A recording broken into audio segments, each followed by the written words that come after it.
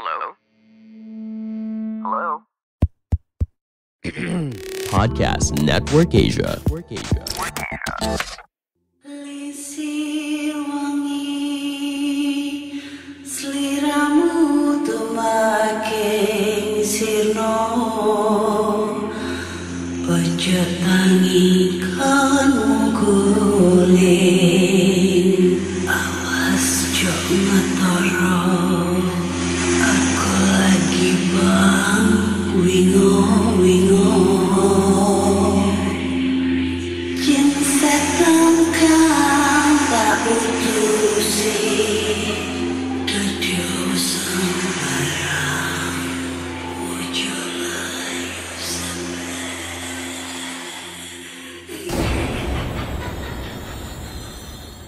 Assalamualaikum warahmatullahi wabarakatuh. Selamat datang di podcast kisah horor.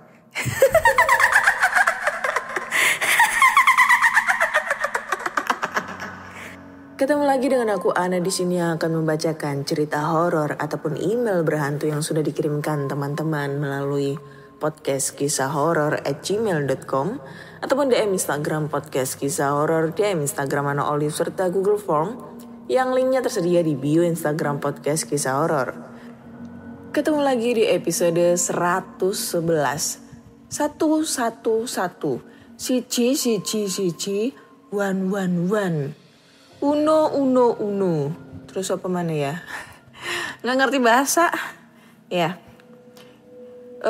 Ini yang kayak bagus banget ya. 111. Satu-satunya hanya untuk kamu sayang. Acie, sayang. Sayangnya siapa ya mbak? Terus angka ini juga bagus banget ya. Kalau misalnya tanggal 11 bulan 11 2011. Wih keren banget untuk dijadiin tanggal jadian. Tanggal buat nikah. Tanggal buat momen-momen tertentu lah ibaratnya ya. Bagus banget. Biasanya sih ini bakal ada. Oh enggak sih ya. Ini kan masih tanggal 2 ya. Kan kalau biasanya tanggal cantik itu 22, 77. Bentar lagi 88. Ya promo Shopee bro. Terus gimana kabar kalian? Semoga sehat selalu ya. Yang lagi positif semoga cepat negatif ya. Soalnya teman aku kebetulan lagi positif, malah lebih parah daripada aku ya. Dia harus isolasi di rumah sakit, nggak di rumah sendiri. Semoga lekas sembuh. Terus apalagi ya, semoga pejuang-pejuang membawa harum nama Indonesia, atlet-atlet kita yang lagi berjuang untuk mengikuti turnamen olahraga Olimpiade di Tokyo dari tahun 2020. Semoga berhasil membawa kemenangan dan membawa harum nama Indonesia ya. Yang kali ini aku dukung tuh bulu tangkis, karena emang bulu tangkis dari dulu itu yang paling diharapkan dari yang lain.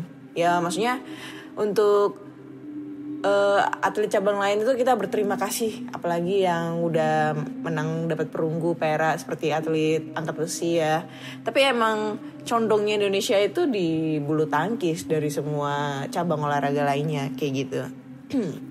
Gak sabaran nunggu finalnya kapan ya untuk ganda putri. Pasti bakal seru deh. Terus apa lagi ya? Udah deh kayaknya gak ada. Dan sekarang mari kita bacakan cerita-cerita horor. Bakal ada cerita horor yang kayak gimana ya, bakal seru apa enggak. Dan sebelumnya aku juga mau minta maaf kalau misalnya di episode kali ini bakal ada batuk-batuknya ya, karena kemarin banyak yang protes karena aku belum sembuh sih. Protesnya itu cuma karena itu doang, belum sembuh batuknya. Pakai obat batuk ini, pakai obat batuk itu. Udah deh, udah semua dijelajahin tapi nggak ada hasil kayak gitu. Langsung aja kita bacakan cerita pertama yang datang dari email. Oke. Halo pendengar podcast kisah horor. Halo Kak Ana, bagaimana? Sehat? Alhamdulillah kalau sehat. Kalau kurang enak badan, saya doakan semoga cepat sembuh. Bila batuk saat bercerita, saya doakan juga semoga batuknya sembuh. Amin. Aduh, pengen banget nih sembuh batuk. Saya cuman project. Wah, cuman lagi nih. Langsung ke cerita ya. Cerita horor yang pertama berasal dari salah satu rumah sakit yang berada di Jakarta Pusat. Rumah sakit ini sendiri pertama kali diresmikan dan dibuka pada tahun 1919. Sudah sangat tua, bukan? Nyatanya hal itu selaras dengan sangat banyaknya pengalaman mistis di tempat ini. Ini cerita ketika saya masih menjadi mahasiswa di kota Jakarta. Pada suatu malam, saya tengah berjalan pulang menuju rumah. Namun di tengah perjalanan, saya melihat segerombolan orang tengah berkumpul di pinggir jalan. Saya pun lantas menghampiri gerombolan tersebut. Nah, ternyata orang-orang di sana berkumpul lantaran tengah membantu seorang korban kecelakaan. Saya pun lantas menyadari bahwa korban tersebut adalah teman sekampusku.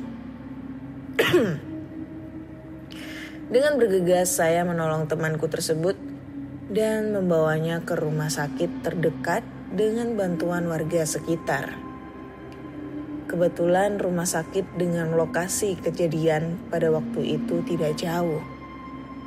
Sehingga saya pun membawa teman saya untuk berobat ke rumah sakit tersebut. Sesampainya di rumah sakit, teman saya langsung mendapatkan perawatan intensif. Saya pun mencoba untuk menghubungi kedua orang tuanya. Namun ternyata kedua orang tuanya itu tengah berada di luar kota dan baru bisa tiba di rumah sakit pada esok pagi. Saya pun dimintai tolong oleh kedua orang tuanya agar menjaga temanku itu hingga esok pagi tiba. Saya kemudian bertanya lokasi kantin kepada seorang perawat yang kebetulan ditemui di salah satu lorong rumah sakit. Namun alih-alih mendapat petunjuk, saya malah bingung karena penjelasan dari perawat yang sedikit tidak jelas. Akhirnya saya pun memutuskan untuk menggunakan instingnya demi mendapatkan segelas kopi. Nah, ketika tengah berjalan-jalan di lorong yang gelap, saya mencium aroma obat-obatan yang sangat menyengat. Selang beberapa menit, saya pun mendengar suara aneh seperti orang yang tengah berbisik. Suara tersebut terdengar berasal dari lorong yang ada di depanku. Karena penasaran, saya pun mendekati sumber suara. Anehnya, ketika saya memasuki bangsal di mana sumber suara tersebut berasal, suara aneh itu malah menghilang. Saya pun melihat sekelilingnya yang tampak sangat berantakan.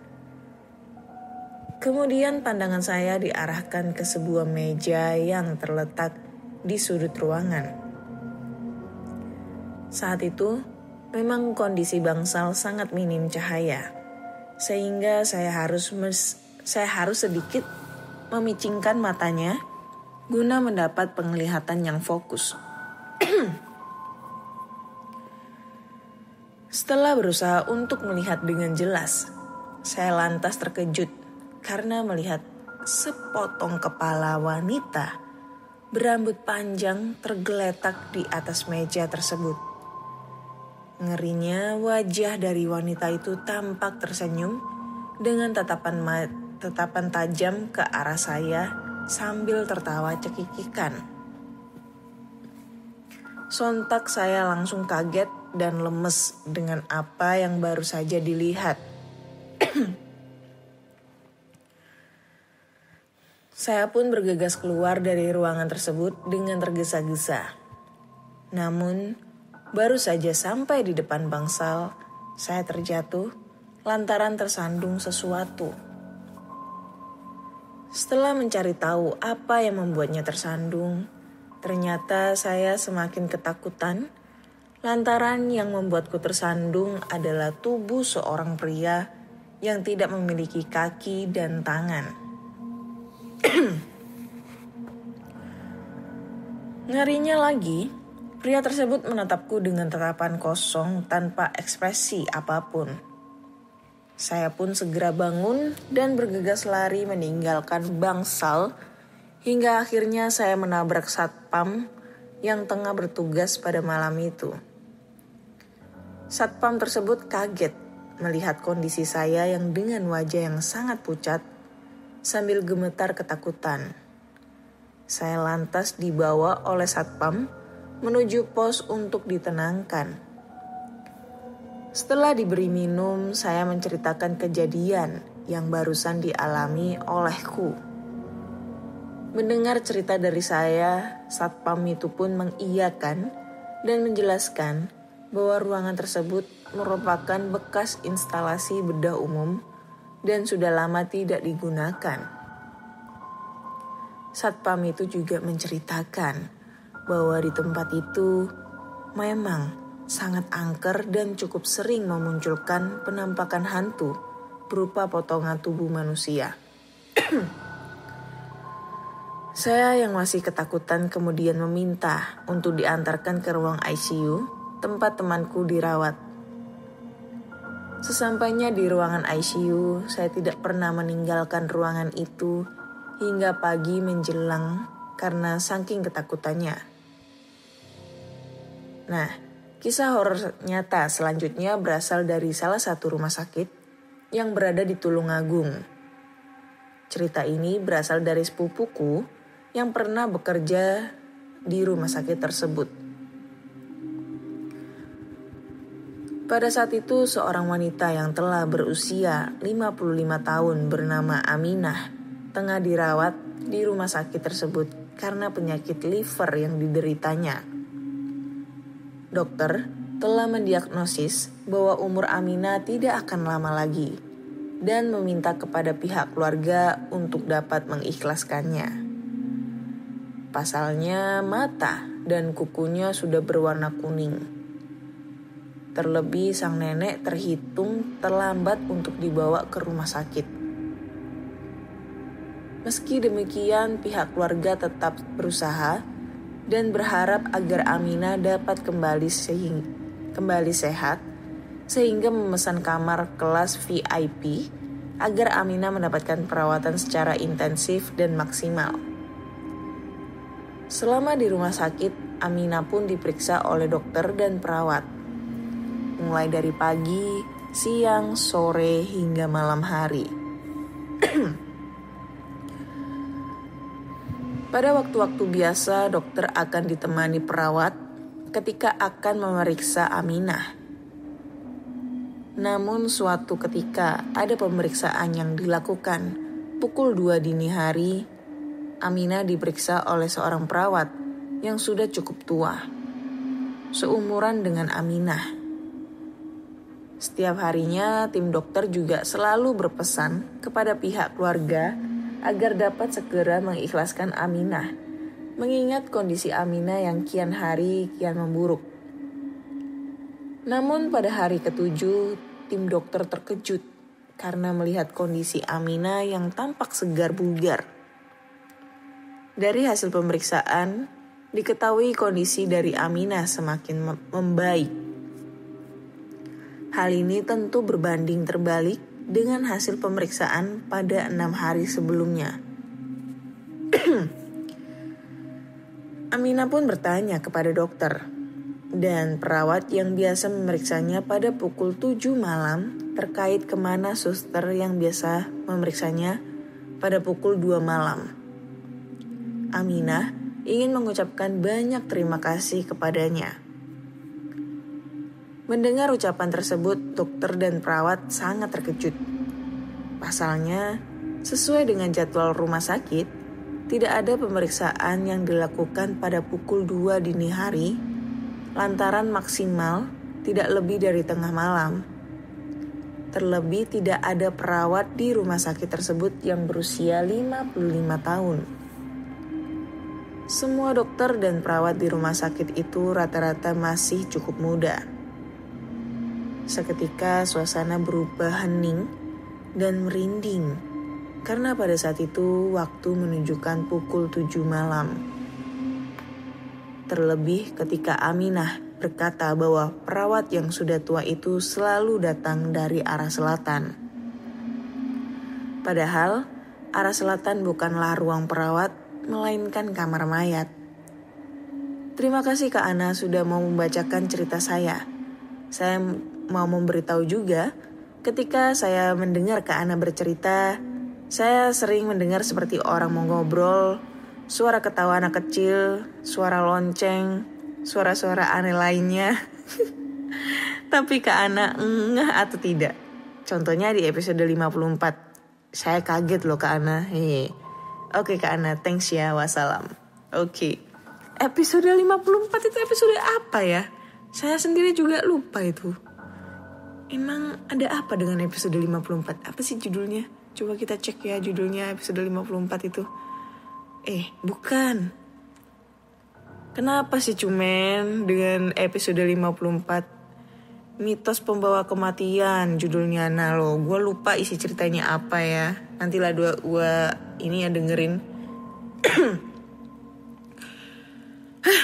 Oke, sebelumnya thank you banget buat cumen yang sering banget ngirim cerita horor ke podcast kisah horor ya. Udah berapa banyak nih cerita horor dari cumen ya. Tapi ya tetap serem-serem cerita yang dibawainnya. Terus gue juga penasaran ya, ini tadi udah aku cek. Rumah sakit yang katanya dibangun pada tahun 1919. Ya udah ketebak sih, pasti rumah sakit Dr. Cipto Mangunkusumo ya. Sama juga dengan Dr. Sutomo yang ada di Surabaya yang usianya lebih dari 100 abad ya. Rumah sakit terlama gitu. Gak tahu sih lamaan mana sama Dr. Cipto ya. Tapi ya udah biasa sih kalau misalnya rumah sakit itu menjadi tempat yang horor buat kita semua, ya kan? Karena rumah sakit tersebut itu tempatnya untuk orang sakit, terus tempat untuk orang yang meninggal, tempat untuk menyimpan jenazah. Jadi ya udah biasa sih kalau misalnya ada tempat rumah sakit tersebut itu menjadi ikonik horor gitu kan. Ini jadi mengingatkanku pas waktu aku masih nge-YouTube ya, masih aktif nge-YouTube, explore tempat terbengkalai. Dan kebetulan waktu itu aku berkesempatan untuk mengeksplor salah satu rumah sakit terangker di kota Blitar. Nah ini kalau kalian tahu ya, pasti kalau orang Blitar tuh tahu lah rumah sakit apa itu. Jadi mungkin sekarang rumah sakitnya udah dirobohin ya baru-baru ini. Tapi rumah sakit ini udah kosong semenjak tahun berapa ya? Udah lama banget lah. Tahun 90-an atau tahun berapa gitu loh. Terus pernah terjadi wanita melahirkan di sana dibantu dengan jin. Karena posisinya rumah sakit itu udah kosong dan kejadian itu tahun 2013. Rumah sakit itu namanya Rumah Sakit Mardi Waluyo. Kalau kalian pengen tahu, kalian bisa langsung aja cek di YouTube aku. Atau mungkin kalian bisa masuk di YouTube-nya channel-channel YouTuber lain, atau mungkin Mr. Tukul Jalan-Jalan pernah explore di sana ya. Dan menurutku tuh iya sih emang rumah sakit itu serem banget gitu loh. Apalagi kalau kita misalnya explore di bangsal-bangsalnya. Gila. Bilik-bilik dari rumah sakit tersebut itu serem banget gitu loh. Karena bangsal tersebut adalah tempat untuk pasien dirawat. Kan itu sering banget tuh bangsal itu terjadi pasien yang meninggal, atau mungkin pasien dalam keadaan koma, atau mungkin pasien dalam keadaan sakaratul maut kayak gitu-gitu kan. Nah itu serem banget gitu loh. Ya itu pengalaman aku terserem pada saat explore di rumah sakit Mardi Waluyo. Karena emang aku akuin itu serem banget, banyak banget gangguannya di sana gitu. Terus aku juga mau ngejawab tentang pertanyaannya cumen gitu ya. Anjay, cumen nih cili juga gitu loh. Dia bilang di sini, saya sering mendengar seperti orang mengobrol. Nah ini kalau orang ngobrol gue nggak tahu ya. Mungkin tetangga depan gitu kan, pada ngobrol-ngobrol masih nongkrong gitu kan. Karena emang kebetulan tuh aku tuh setiap nge-record itu jam 12 ke atas gitu loh. Karena selain menghindari suara bising motor lalu lalang, di satu sisi lain juga menghindari bisingnya suara-suara dari tetangga-tetangga gitu loh. Makanya di atas jam 12. Nah misalnya kalau ada suara ngobrol ya mungkin pada saat itu tetangga depan itu pada belum tidur gitu kan, makanya pada ngobrol ngumpul di depan, kedengeran deh di sini karena emang rumahku tuh di kampung guys, maksudnya di gang gitu loh, jadi kedengeran. Terus lagi ada suara ketawa anak kecil. Nah ini gue mau ngelurusin untuk suara anak ketawa anak kecil ya. Selama gue bikin podcast di atas jam 12 malam dari episode 1 sampai episode sekarang, itu gak pernah ada anak kecil gitu, anak kecil masih bangun. Ya paling ya ada sih mungkin anak kecil nangis gitu, tapi tetangga gitu kan, anaknya tetangga nangis cuma sekali doang. Dan selain itu tuh gak pernah ada suara anak kecil. Kalau misalnya cuman ngedenger atau teman-teman yang lain ngedenger di podcast, seharusnya kan aku ngedenger juga secara real di sekitar rumah aku gitu loh. Tapi pada kenyataannya aku tuh nggak ngedenger suara anak kecil nangis, dan di situ juga nggak ada anak kecil yang anak kecil yang masih main-main di jam segitu tuh nggak ada gitu loh. Jadi ini misteri bro, horor bro. Aduh, lu ngomong kayak gitu, aduh, udah tahu kamarku habis kena dampak horor, malah diomongin kayak gitu lagi, anjim lah, ya kan? Terus lagi cuman ngedenger suara lonceng. Ini kalau lonceng ini bu, aku klarifikasi juga ini kalau suara lonceng ya. Jadi kalau kalian ngedenger suara lonceng di setiap episode podcast aku, hampir semua episode, itu berarti tandanya ada sate lewat. Jadi ada nih bapak pedagang sate, Pak Sate ya, Pak Sate, Teh Sate. Itu kalau lewat itu dia ada lonceng-loncengnya di rombongnya gitu, di gerobaknya. Jadi kalau dia jalan itu loncengnya kayak goyang-goyang gitu. Jadi kalau kalian ngedengerin suara lonceng di setiap episode aku, itu berarti tandanya tukang sate lewat ya guys. Jadi terpecahkan ya semua misterinya, semua ini yang bikin kalian bertanya-tanya kayak gitu. Anjir lah, gue jadi lapar nih ngomongin sate. Gak ada sate lewat lagi, udah lewat tadi. Cuman rese nih. Oke, next kita lanjut ya ke cerita berikutnya. Cerita berikutnya ini gak tahu dari siapa karena emang gak ada namanya. Dan judulnya adalah Kuntilanak Pohon Jengkol. Waduh, kuntilanaknya ini bau ini. Assalamualaikum warahmatullahi wabarakatuh. Waalaikumsalam. Selamat malam Kak Ana. Kali ini saya mau menceritakan pengalaman seram yang pernah saya alami.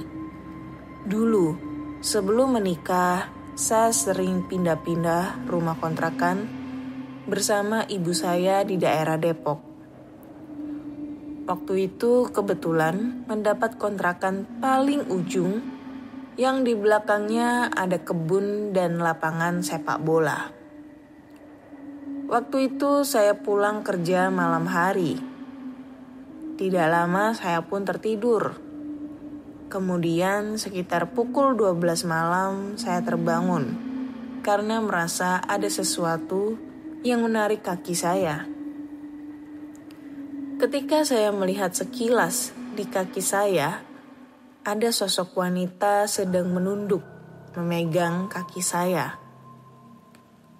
Sosok itu berambut hitam, panjang, memakai baju putih dengan mata putih dan mulut menganga berwarna putih juga. Sontak saya menendangnya, lalu dia menghilang. Setelah itu saya keringat dingin, kemudian menyalakan televisi untuk mengusir rasa takut. Keesokan harinya saya baru menyadari bahwa pohon jengkol di belakang kontrakan saya baru saja ditebang kemarin siang. Mungkin penunggunya merasa terusir dan mencari rumah baru. Sekian dan terima kasih. Mohon maaf Kak Ana jika ceritanya kurang seram. Oke, thank you buat lu. Siapa? Gue nggak tahu namanya siapa. Tapi ini seru. Ini bukan, kalau menurut gue ini bukan serem sih, tapi lucu ya. Kuntilanak pohon jengkol. Ya mungkin kenapa tuh kuntilanak ganggu kamu ya mbak ya? Mbak atau mas gue gak tahu ya nih. Ya mungkin karena jengkol di belakang kontrakannya itu ditebang, jengkolnya diambil semua, terus dimasak sama kamu, akhirnya si kuntilanaknya itu merasa marah. Karena emang persediaan makannya itu dari jengkol gitu kan. Dia menanam jengkol ya, jengkol itu ditanam karena untuk persediaan makan dia sehari-hari. Dan lu tebang, lu ambil jengkolnya, lu makan, gimana nikmatnya itu jengkol ya. Ya marah lah. Lu kalau mau jengkol beli di pasar, jangan ambil jatahnya kuntilanak dong. Gila. Tapi baru kali ini ya kuntilanak nungguin pohon jengkol. Setahu gue tuh kuntilanak nunggunya tuh pohon durian, pohon kamboja, pohon beringin, terus pohon apa lagi ya? Pohon mangga, terus pohon rambutan. Nah itu yang gue tahu, buah-buahan rata-rata. Nah ini jengkol. Kuntilanak zaman now nih sukanya jengkol. Jengkol digoreng, cocol sambal.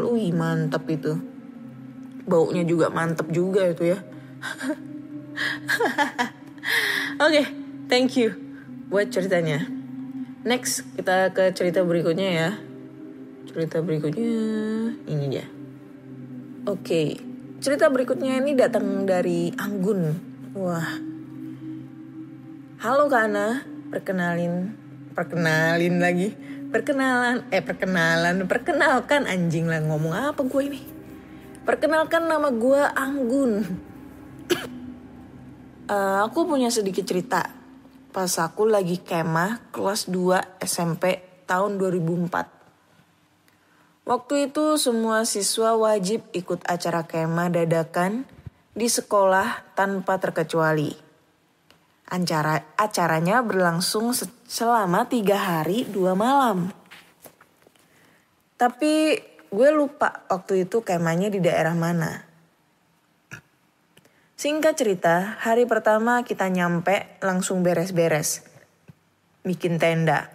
Kebetulan sekolah kita deket sama komplek militer.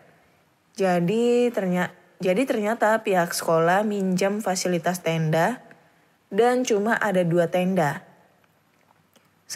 Satu untuk tenda siswa dan satu untuk tenda siswi. Tendanya besar banget. Ya karena menampung siswa dan siswi dari kelas 1 sampai 3. Malam pertama aman ya, belum ada acara apa-apa. Cuma bikin api unggun dan sedikit permainan. Setelah acara selesai, kita semua disuruh istirahat. Pagi hari seperti biasa kita disuruh nyiapin semua kebutuhan kita sendiri. Tapi yang namanya anak SMP pasti bawa bekalnya banyak-banyak. Nah, setelah sholat isya, kita ngumpul sambil bikin api unggun dan semua siswa disuruh berkumpul. Entah gimana ceritanya, waktu itu tuh jadi ada acara pemilihan ketua pramuka. Dan gue lah yang terpilih jadi ketuanya. Setelah terpilih, kebetulan malam itu gue lagi kurang sehat. Dan ternyata malam itu juga bakal diadain white game malam. Sumpah dadakan. Gila ini orang, sumpah deh. Gue pusing bacanya gak ada titiknya. Terulang lagi. Apa ini? Sampai mana tadi? Bakal diadain white game malam. Sumpah, dadakan banget. Setelah pembagian kelompok panitia nanya siapa yang lagi sakit, langsung deh gue jujur. Gue bilang kalau gue lagi sakit. Dan panitia langsung nyuruh gue masuk tenda buat istirahat. Langsung deh gue masuk ke tenda dan ternyata gak ada siapa-siapa. Cuma gue sendiri di dalam tenda. Ya udah, gue langsung tiduran. Gak berselang lama ada lagi siswi yang masuk tenda, nyelonong aja, langsung tiduran ngebelakangin gue. Padahal gue nengok, tapi dia nyuekin. Ya udahlah, mungkin anak kelas 1 yang songong. Sekilas gak ada yang aneh. Ya udahlah, gue tidur aja pules. Aduh, anjing apa sih? Ya udahlah, gue tidur aja. Pules banget. Sampai dibangunin sama teman. Pas lagi ngumpul, gue tanya ke teman gue, semalam anak kelas mana sih yang sakit juga? Dan teman-teman gue langsung saling tengok sambil bilang kalau semalam gak ada yang sakit lagi selain gue.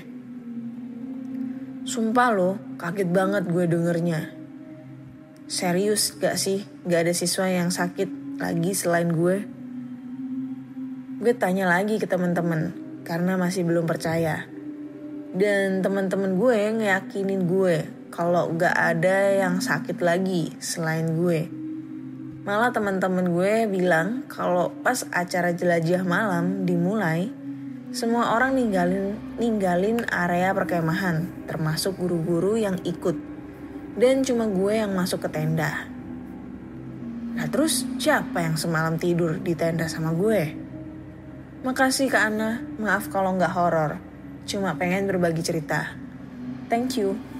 Oke, thank you Anggun ceritanya. Anjir lah, gue sepet banget dah kalau ngebacain cerita itu kalau gak ada tanda baca, titik, koma, tanda tanya atau apapun itulah. Atau kalau gak gitu tuh semua tanda bacanya itu tidak sesuai dengan tempatnya. Mohon maaf nih. Bukannya saya ini terlalu songong atau mungkin merendahkan kalian atau kayak gimana ya, sorry banget. Tapi kan setidaknya kan belajar gitu loh. Secara dia tahun 2004 kelas 2 SMP. Seumuran mbak sama gue 2004 juga kelas 2 gitu loh. Sekarang umur lu pasti 30, sama gue.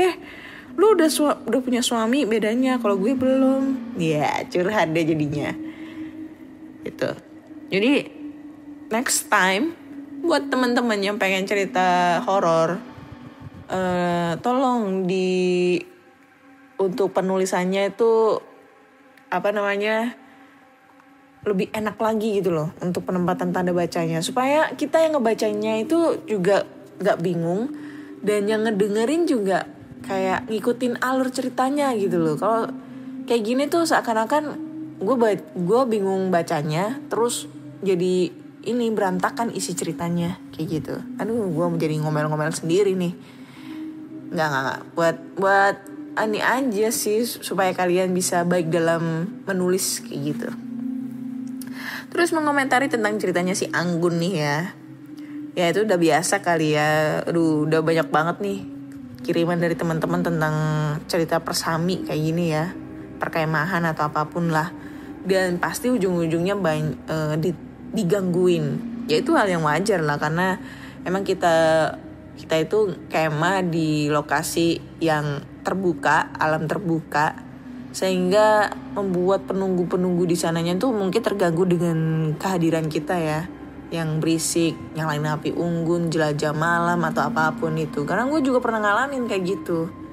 Tapi ya nggak ada yang namanya kesurupan atau mungkin yang ada gangguan-gangguan kayak gitu, nggak ada sih kayak gitu ya. So kalau menurutku sih ini ceritanya belum begitu serem karena tanda bacanya yang bikin pusing mata gitu ya.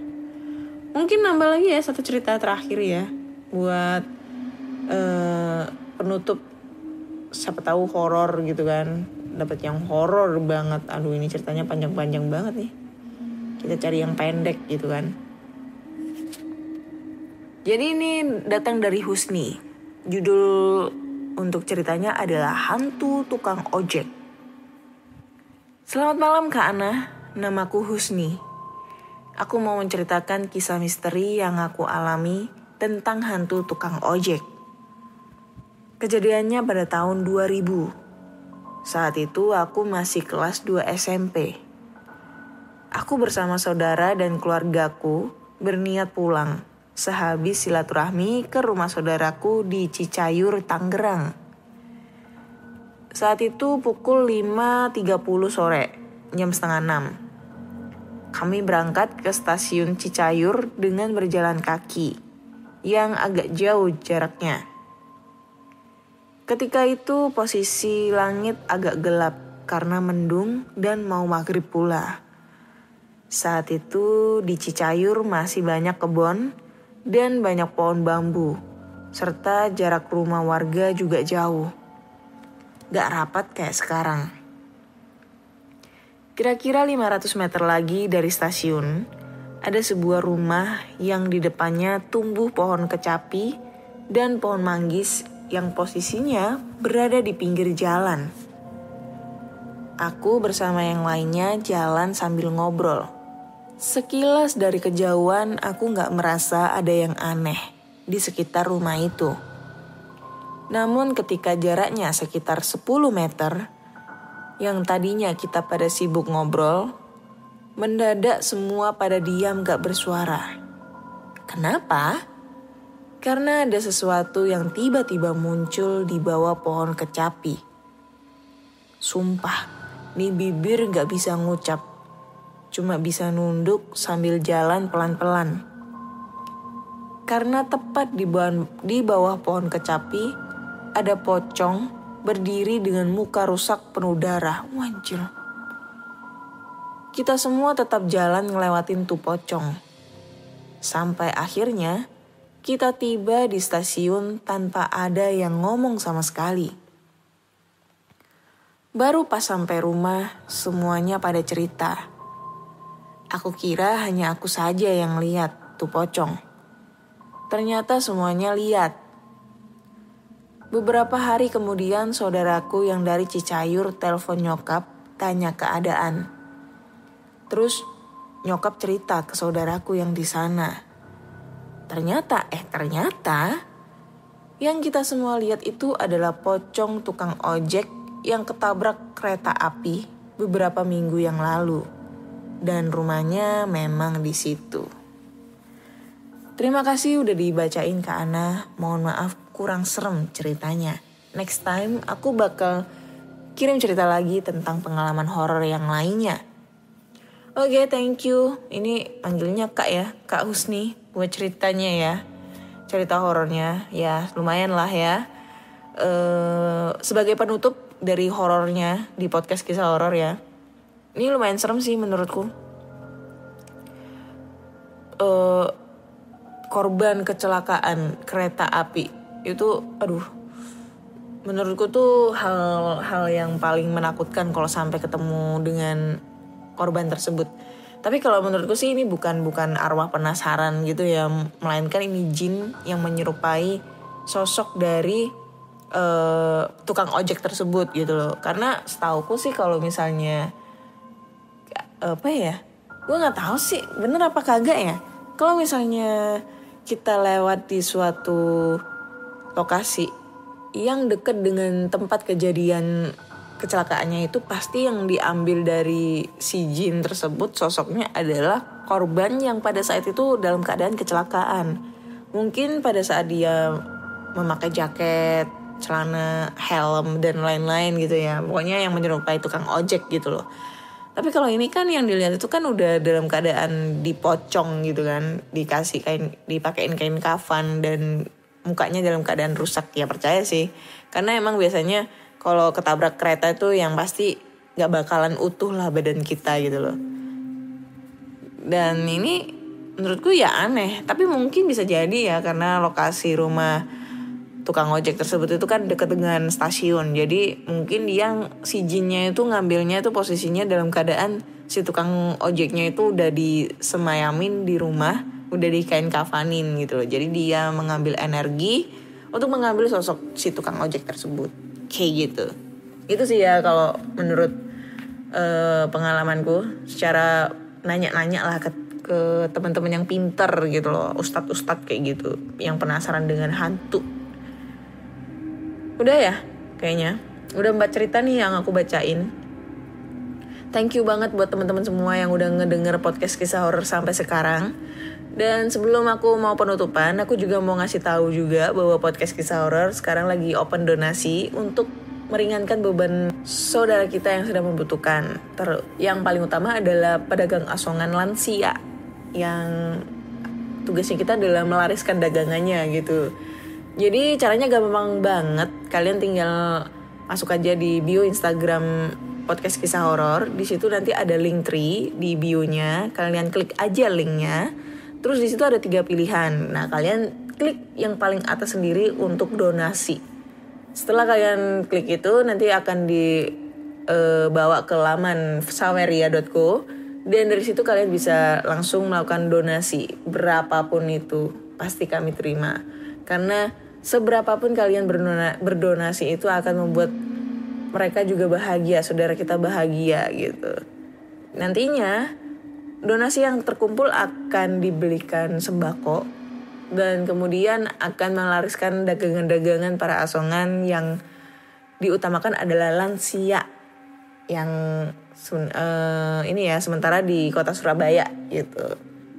So buat teman-teman semua, jika kalian mempunyai cerita horor, entah itu pengalaman dari kalian sendiri, ayah, ibu, kakak, nenek, siapapun itu juga, kalian bisa langsung kirim ceritanya ke podcast kisah horor @gmail.com. Cuk, belibet ya, anjing lah. Ataupun di Instagram podcast kisah horor, di Instagram Ana Olive, serta Google Form yang linknya tersedia di bio Instagram podcast kisah horor. Dan jangan lupa follow Instagram podcast kisah horor biar podcast kisah horor tuh bisa swipe up gitu loh, biar jadi endorsement gitu kan. Nanti kalau dapat endorse, siapa tahu endorse baju apa, nanti biar bisa bagi-bagi ke kalian semua gitu loh. Ayolah, bantu gitu loh podcast biar bantu podcast kisah horor Instagramnya biar dapat endorse gitu ya. Miskin endorse anjing. Terus jangan lupa kalian follow podcast kisah horor di Spotify biar kalian tuh selalu update tentang cerita horor terbaru, karena di Spotify terbaru itu ada lonceng notifikasi. Jadi kalau misalnya kalian nge-follow podcast kisah horor, nanti bakal ada pemberitahuan bahwa podcast kisah horor udah munculin episode terbaru. Nah itulah. Sorry banget kalau belibet nih hari ini ngomongnya ya, karena kondisi juga agak kurang fit. Semoga kalian semua juga diberi kesehatan ya. So, terima kasih udah ngedengerin podcast kisah horor. Saya Ana undur diri dan sampai jumpa. Hai teman horor. Di bulan Agustus ini PNE bakal merayakan ulang tahun yang kedua. Nantinya bukan cuma 1 atau 2, tapi 4 live stream bakalan diadain di bulan ini. Jadi pastiin untuk lihat langsung di PNE Facebook page ya. Cek di www.facebook.com/podcastnetworkasia. Mulai dari tanggal 5, 13, 20, dan 27 Agustus ini dari jam 5:30 sore. Bakalan ada games, keseruan, dan ketawa-tawa barengan podcaster favorit kamu. Gak ketinggalan ada juga banyak hadiah dari Shure serta yang lainnya. Sampai ketemu ya. Pandangan dan opini yang disampaikan oleh kreator podcast, host, dan tamu tidak mencerminkan kebijakan resmi dan bagian dari Podcast Network Asia. Setiap konten yang disampaikan mereka di dalam podcast adalah opini mereka sendiri dan tidak bermaksud untuk merugikan agama, grup etnik, perkumpulan, organisasi, perusahaan, perorangan, atau siapapun dan apapun.